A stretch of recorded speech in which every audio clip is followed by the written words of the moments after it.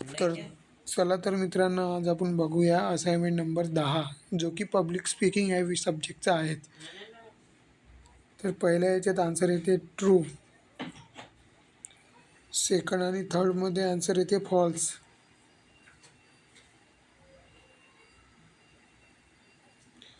फोर्थमध्ये answer येते true, फाईव्हमध्ये answer येते false,